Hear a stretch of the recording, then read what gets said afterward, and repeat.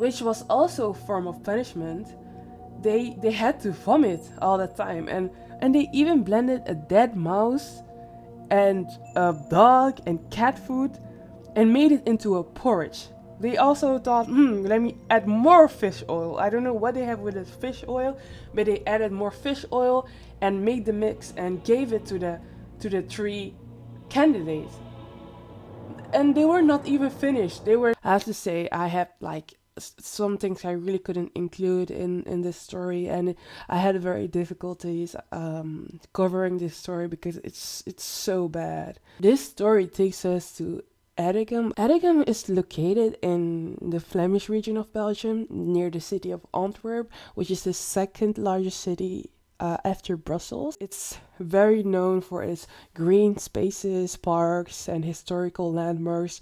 It has a population of 22,000 people, and it's a lot of green, and it's a very pleasant space to be if you like nature, if you want a little bit more quietness. However, on December 5th, 2018, it was a dark day for this small city.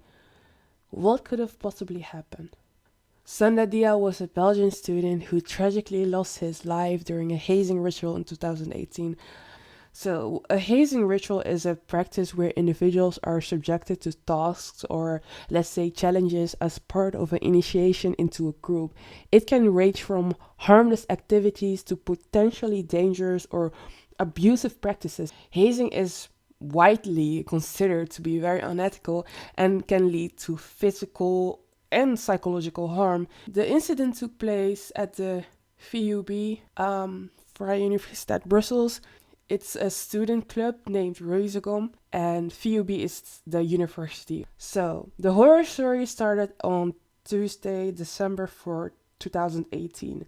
Sanda, a 20-year-old engineering student at the KU Leuven University, he participated in a hazing ceremony organized by the student association Reuzegom as part of an initiation ritual known as the baptism of the pig. Reuzegom is a very elite student association in Belgium. Sanda is not your average Reuzegom candidate. His father is a hardworking blue-collar worker, and Sanda really wanted to make his parents proud. His dad is a Senegalese immigrant and his mom is a Belgian woman. The reason that he wanted to be accepted into this elite group was to have more career opportunities in the future thanks to the connections with the elite members of the Reuzegom. This was according to his best friend, Lucas. Sanda is ambitious and hopes to make friends for life through Reuzegom, friends that will come in handy later in his career. He and two other students decide to participate in the challenges to get accepted into this group. Unlike others, Sanda had it most difficult. One of the organizers even texted a message in the group chat. We are not going to make it easy, especially with an immigrant joining this year. We are going to make it brutal. So several witnesses came forward and said that they indeed made it more difficult for Sanda based on his skin color. Day 1, December 4, 2018. The task on the first day of the student initiation was to sell roses. Sanda and two other pledges had to dress up and sell as many flowers as possible in the city center of Leuven within the time limit. Those who didn't sell quickly enough were punished. They were punished with greasy and dirty food such as milk with lumps, a fat ball of birds, a jar of shrimp in an unknown brown mixture, and a can of Gordon's fish oil. Pledges eventually sold 700 roses. However, there was no reward. Quite the opposite. Sanda sold the least roses, which meant that he was forced to drink more than the other. The candidates were made to kneel down and answer several questions, and for each wrong answer, they were forced to drink. They consumed almost 1 liter of gin. And the intention seemed to be to leave them completely intoxicated and with little to no memory. After this, they weren't ready. No. They decided to go to a campus, which is a traditional student gathering place where people sing and drink. And here they had to drink even more. And the three candidates were lying completely drunk on the floor. They had this tradition that once the candidates fell on the floor, they are allowed to pee on them. So now, all drunk and covered in pee, the three candidates went back and they ended up at Sanda's place that night. And this is this place where they would all three sleep. Unfortunately, the crazy people from the Razorgum were not finished. No, they decided to cut pieces off their hair and smear chocolate into it. It's so weird. And the thing is, the candidates were too drunk to even notice. And also, they couldn't drink water because you know what? The musical members sealed off all the taps in Sanda's place. And they wrote a note that said, "Don't drink, because if you do, you're out." Day 2, December 5th, 2018. On the next morning, the three candidates were woken up and headed towards Forsalar, which is the next location. Sanda, unlike the other two, was still very dazed and had a heavy hangover. He needed support while walking. He couldn't even walk straight. He looked very weak, and a woman saw that and approached them and asked, "You don't look well. Are you okay? Are you safe?" And Sanda said, "Yeah, I am okay." He then was given some food and drink by the musical members, and he appeared to be recovering. Meanwhile, the other two candidates were instructed to dig a pit and then just go sit in it together with Sanda. They went to a very secluded area somewhere in the middle of the woods. This is the place where they yearly rent a house for this crazy and inhumane hazing ritual. And in the pit, they were those with numerous buckets of ice cold water. An eel was thrown into the pit, and they were told to bite off its head. Meanwhile, they were also insulted, humiliated, and verbally abused. This was part of the ritual, as was crawling on the hands and knees during movements on the premises with heads down, otherwise they would be punished again. The tasks were degrading and inhumane. The tasks would last for like 3 days, and mind you, December is one of the coldest months in Belgium.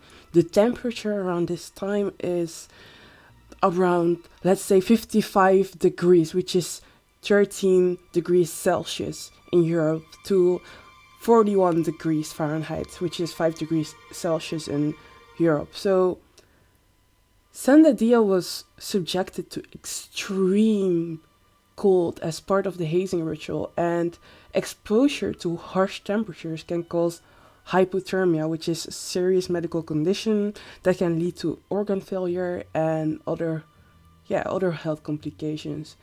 And he and the other newcomers had to dig a well and lie in it, and to make things worse, the Reusego members then thought it was a good idea to throw buckets of ice cold water in this already ice cold weather into the pit, with these 3 students sitting there despite the extremely cold weather.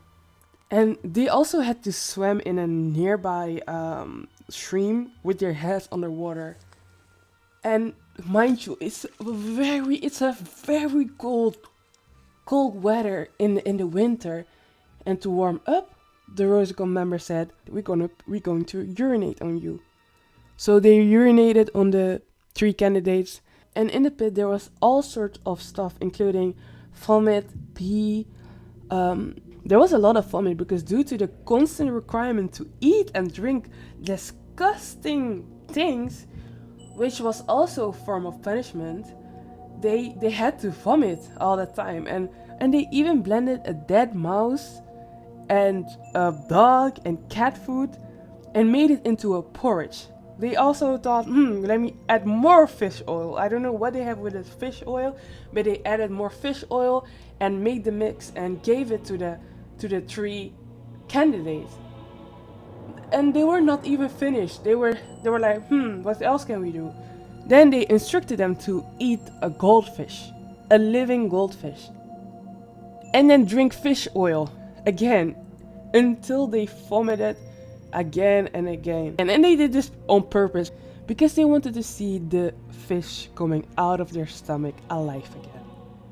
But Sanda couldn't manage all that. He was the only one that had to swallow a second fish and extra fish oil. The Rosical members had purchased a 3-liter bottle of fish oil. Half of it was consumed by the end of the initiation. After drinking the fish oil, Sanda started speaking and reacting more slowly. The other two candidates noticed and called out the other members to help and see what's wrong with Sanda. And the members came and said, maybe he's just like this because of the cold. Can you two put him by the campfire? They put Sanda by a campfire to warm up. However, Sanda stopped responding. One of our people fainted. This is what the 21-year-old president of the group Rosicom with the nickname Little Seed. Yes, he chose that name himself. He said that to the operator when he called 911 on December 5th, 2018.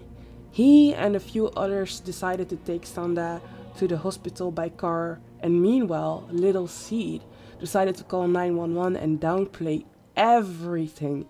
He also lied, telling the operator that Sanda did already visit the hospital that day. Like they cannot track that and still find out the truth and that it's not true. And then he also says that Sanda has fainted but fails to mention that the young man has been sitting in an ice cold pit in the freezing cold for hours, drinking large quantity of salty fish oil and other weird substances that someone just should not drink. And let's not mention all the amount of alcohol that he already drank. Emergency Center 911, ambulance and fire department. Good day, you're speaking with... we had an initiation ritual and one of our people was being initiated and he fainted. Yes? And he's having the urge to vomit, you can tell. Yes? He's been to the hospital, but he's already back. But he's been in the cold all day and he seemed to be very tired. And at which address is this, sir? Let's start with that. No, we're on our way to the hospital in Mall. Ah, so you're on your way yourselves. Where are you now in the meantime? We're on the way. We are on Zandstraat. I can quite understand you, sir. We are 6 kilometers away from the hospital, and we were wondering, he's lying on his head. He's lying with his head up, on his side. But yes, if he feels like he's going to faint, it's best to raise his legs up. Raise his legs up? He's somewhat unconscious, like he's sleeping. His eyes are open, and then they close again. So it's best to raise his legs. Is he vomiting or not? Sometimes he seems to have the urge. Is he sitting at the back? No. Someone is with him to support and watch him. Try raising his legs up. And are you driving to the hospitals yourself? I don't need to send an ambulance? No, it's not necessary. Okay. Raise his legs. That's pretty much all you can do. Alright. Ça va? If you need to stop and still need an ambulance, you can always call back, okay? Yes, no, it's fine. Upon his arrival at 9:15 p.m., Sanda falls into a deep coma and has a cardiac arrest. He was brought back to life, basically, and transferred to the university hospital in Edingham. However, Sanda Diaz beyond saving. His body temperature is 27 degrees Celsius, and he has an extremely high concentration of salt in his blood, twice the amount of a deadly dose. 2 days later, on December 7, 2018, Sanda Diaz dies at 20 years old as a result of the hazing ritual. Of course, the Risical members are now very scared. They ordered for everyone to delete all traces, go back and clean everything up, and also delete all pictures, all videos. However, the videos were already shared on internet, and these were videos that the family of Sanda Diaz also has seen. And the video is so horrific, I cannot show, but it's crazy, and that it's crazy, and the tasks and the things that the newcomers had to go through, next to being inhumane, it was also very embarrassing and degrading. You can in the videos you can see the members getting peed on. This is it's very heartbreaking. All 18 male members of the former student club had to appear in court, and they all recently received their punishment, and the 18 Vertical members were given only community service sentences of up to 300 hours and fines up to 400 euros. This is precisely what the protesters are angry about. They consider the punishment to be far too lenient. Sanda Diaz's incident received significant media attention in Belgium and sparked a national conversation about hazing and its potential dangers. It led to widespread calls for justice and accountability for those responsible for organizing the hazing ritual. They faced charges relating to the incident, including manslaughter, assault, and illegal hazing. But this is only 300 hours and 400 euros. This is nothing to them. And remember, they are all rich. To the BBC, one of the organizers of the protest in Brussels stated, "Everyone is angry and disappointed in the Belgian justice system.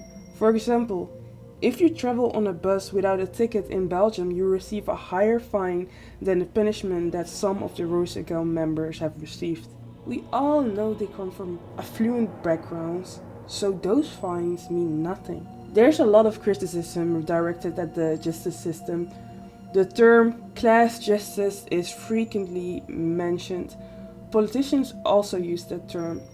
According to the far left party PVDA, the punishments are so low because the members of the student association come from privileged backgrounds, and many judges, according to some, have their own history with student associations. The case also prompted discussions about the need for students of fostering a culture of respect, inclusivity, and safety on campuses. The YouTuber Acid went the furthest. He uploaded a video in which he revealed the identities of these radical members, showed their faces, and disclosed where they worked, because no one released who they were, and the objective was to give people an idea of who their future politicians, dentists, and judges are. YouTube has since removed the video and suspended Acid for 6 days. At the time of making this video, no investigation took place, as the members of Verzicom have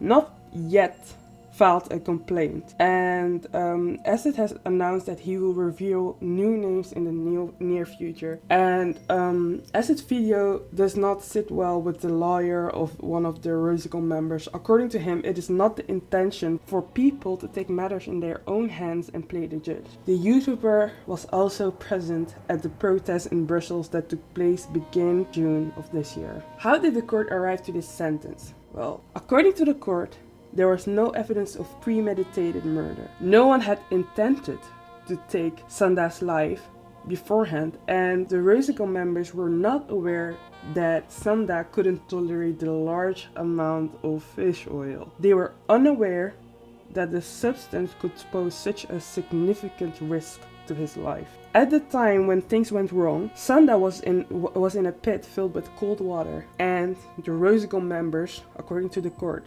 believed that he was simply suffering from hypothermia and initially attempted to warm him up, although this action actually wasted valuable time that could have been spent taking him to the hospital and providing some help. Due to the fact that the members of the student association withheld a lot of information, it wasn't clear whose idea it was to involve fish oil or all these weird substances. This led to the outcome of a community service and fines for all 18 Rosical members. So they basically say no one talks, no one knows exactly who did what, so yeah, we're just going to give them 300 hours of community service and 400 euros fine.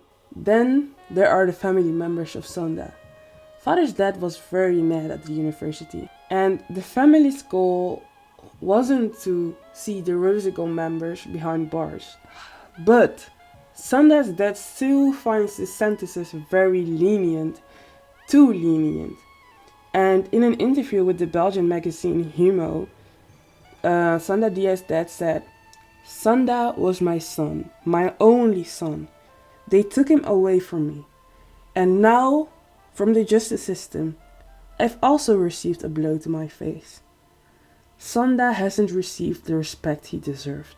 There was disappointment in both the justice system and the school.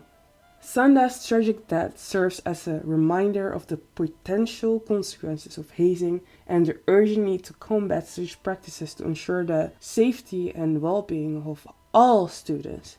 I just want to say my deepest condolences to Sanda's family and his loved ones. My thoughts and prayers are with them. May their family find strength and comfort in the support of those around them. Take care and cherish the moments that we have. Thank you very much for listening. Have a good day, afternoon, or night.